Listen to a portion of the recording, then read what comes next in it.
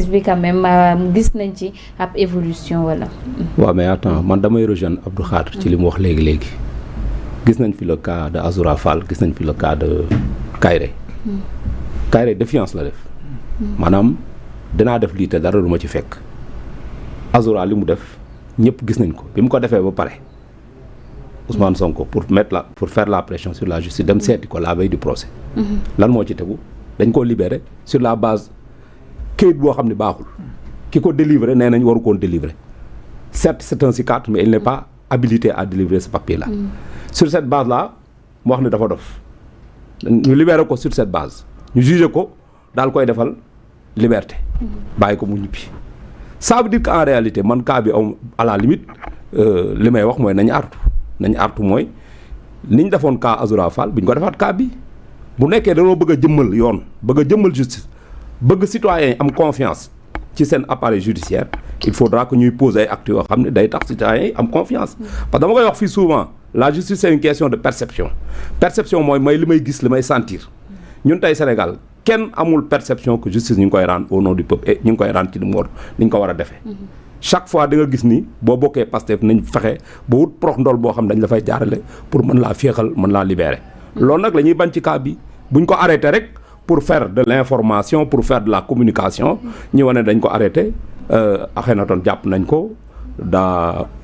tegoon ci deru kilifa diine yi ay kàddu yoo xam ne warmawul ñu téye ko buñ ko yóbboo tribunal daal koy juger def ay peine complaisante maanaam peine yu complaisante yooyu ma nga xam ne maanaam dañ koy def rek pour la forme mais en réalité nekkul lu sérieux loolu nag la ñuy bañ ci dossier bi te parce que liñ dal ci dossier Azoura dal ñu ci dossier Kairé voilà bàyyiwaat moom la ñuy bañ mu dal ñu ci dossier bi parce que bii c'est très sensible wax nañ leen ko li ñu leen wax mooy kilifa diine ay médiateurs sociaux lañ c'est des gens yoo xam ni maanaam tey Sénégal bu amee équilibre dañ ciy liggéey lu bari donc ñu mel noonu nag dañoo téye bon société bi am fu ñu ko téye ba mu dëgër tax société bi du màbb ñu mel noonu dañ leen war a protéger ñëpp vraiment suñu xeexu politique yeeg suñu xasta yeeg suñu wax yu ñaaw yi yooyu vraiment bu ñu leen ci mënoon aar moo gën quoi te Akhenaton dafa tooñ parce que nit ñaa ngi toog kenn waxul kenn deful pourquoi les chefs religieux ne sont pas impliqués dans leur bataille politique mais lan mooy yoonu kilifa diine ci bataille politique Pastef ak waa APR ak waa Benno Bokk Yaakaar ak ñeneen seen yoon newu ci parce que ils n'ont pas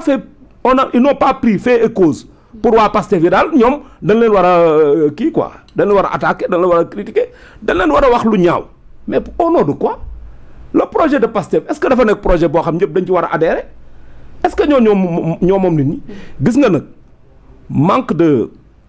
tolérance bi animé le militant de Pastef le responsable de Pastef moo yóbbu réew mi fi ñu toll tey réew mi c'est devenu une société vraiment divisée triviale boo xam ni c'est complètement divisé ñii bokk fi ñii bokk fële ñoom loolu daal boo bokkul ci ñoom rek baaxul c'est-à-dire que loolu aussi mën ta tabax ak réew non mais attends aujourd'hui à l'exercice du pouvoir avec la réalité est-ce que ils ont eu raison sur les gens un an après pratiquement defuñu fi dara nit ñi xam peut-être ñi ànduloon ak ñoom lii lañ gisoon moo tax ñu maandu seen projet bi wóoluwuñu leen woon te malheureusement conséquences yaa ngi nii ñu ngi koy gis tey c'est-à-dire que tey réew mi daanaka koom-koom gi dafa taxaw mais la société est complètement divisée les gens se regardent en chien de faïence il y a plus d'unité même dans les familles nit da ngay gis nit koo xam ne yéen a bokk benn famille bu bañ la parce que àndoog Pastef boo waxee du la déglu parce que àndoog ñoom c'est-à-dire que c'est extrêmement grave ce qui se passe aujourd'hui mais looloo waral wax ji Akhenaton wax parce qu'il est intolérant pourquoi parce que gëm na ni kilifa diine ñoom bu ñu lancé seen projet dañ cee war a adhérer ba ñuy xeex ak waa APR yi gars yi jekku leen ay moment dañ leen war a protéger danoo war leen war a taxaw pour lan au nom de quoi mais ku fi def njombe ñu teg la ci yoon te li fi amoon xam nañ ko ñun ñëpp gis nañ ko teg nañ suñuy bët c'était une insurrection mais l'insurrection forcément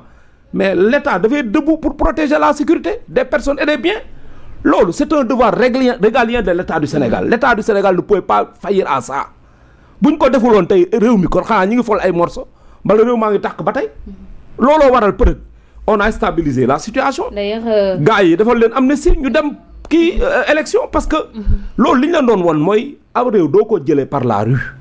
réew boo ko bëggee da ngay dem dagan baatu askan wi nga jaar ci urne yi maanaam ñu wooteel la fal la mais doo woote ne kaay leen dem déloger le président de la république kaay leen ñu dem attaquer institutions yi taal ay gendarmerie taal ay police taal lu ne nga taal ko ci réew mi bëgg ne noonu ngay jaare ba jot nguur gi. mais non d'ailleurs Thione moom Akhenaton daal dinay libre wante it jot na notification pour bu heure wuy jotee mu dem daal di wuy ci. kon li ma doon wax ak noonu voilà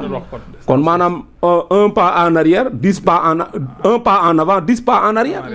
maanaam kon arrestation bi c'était symbolique. élément cosmétique la élément de communication la. puisque libéré nañ ko nee nañ ko demal toggi pourtant am na ñu demandé. liberté provisoire mais bi quand même génn territoire Sénégal. waaw non dama ni. ñaata détenu politique. ñoo demandé liberté provisoire ñu bañal leen ko. Abdou Nguer am caution. ñenn sax joxe caution ñu joxe caution bu mat ñu bañal leen liberté provisoire. mais Akhenaton ce qu'il a fait c'est 1000 fois plus grave que ce que Abdou Nguer a fait. bien sûr. Abdou Nguer deful dara. absolument maanaam dañoo téye Abdou Nguer ba pare di wër. luñ koy accuser luñ koy takkal. waa kooku bu doon tey liberté provisoire kooku la ñu war a jëkk libéré. parce que am na garantie de représentation. Abdou demul fenn. yorul passeport voyagé wul. fii lay toog biir Dakar saa yoo ko woy mu ñëw wuy la Moustapha Diakhaté bi ñu téye barki démb pour lan. guñaafiye. tey gars booy def nañ ko woy. léegi nañ téye ñëpp ñuy wax guñaafiye. comme Moustapha Diakhaté. ñëpp ñu naan wëndaalu taxawaalu wëndaalu def ko tey challenge. nañ leen dem jëli. c'est-à-dire ab réew du doxee noonu. ces gouvernants-là il faut qu'ils arrêtent d'être émotifs et épidermiques. réaction épidermique yi ñuy def amul bopp amul genn. ça divertissement yi ñuy divertir nit ñi dañ ko arrêté. rapport technique d'exécution budgétaire yi rapport trimestriel d'exécution budgétaire. trimestre 4 ak trimestre 1 bu 2025. moom lañ leen di wax ñu publier ko. nañu bàyyi di divertir population ci ay détails. c'est-à-dire que l'essentiel c'est plutôt la gestion des finances de ce pays. dëkk baa ngi daanu loolu mooy wax ci Sénégal chaque mois ñu dem wuti benn 300 millions boo xam ni 300 milliards boo xam dañ koy leb sur le marché de l'UEMOA comme emprunt obligataire à des taux de 5 à 0,7% sur des maturités de 3 à 5 6 ans 7 ans maximum 6 jëm kaw la 6 jëm kaw 6 7 pratiquement parce que ñetti loo lañ ko def premier lot bi 5,6 la deuxième lot bi 6 virgule troisième lot bi 7,5% la ñuy fay maanaam tey boo joxee 100 francs yaa ngi boo joxee 1000 francs yaa ngi espérer ñaata taux d'intérêt yaa ngi espérer 1000 francs boo joxee 70 francs te li ci grave mooy dañ lay fay intérêt yi léegi nag xaalis bi principal bi bu app bi jotee 3 ans et 4 ans ñu delloo la sa xaalis mais chaque année da ngay encaisser say taux d'intérêt intérêt yi nga am ci kii woowu ci prêt mais c'est-à-dire que loolu mooy wax ji loolu mooy aali kalaj ji leneen di des yëpp vraiment ay caaxaan la ay kii la noonu après bañ ko daal di tegee loxo moom Ousseynou Seck di Akhenaton daan nañ koy bàyyiwaat wante jox ko convocation ak kii Abdou Khadre ñu ñëw ci yow mu di tukki ne mekku mi nga xam ne nii premier ministre Ousmane Sonko na koy amal ci Chine dem fa nag ci ab forum économique démb dégg nga ay kàddoom foofee daal dinay woo investisseurs yi ñu daal di ñëw investir file ci réew mi comme ça ñu gën a ñoŋal coopération sino-sénégalais.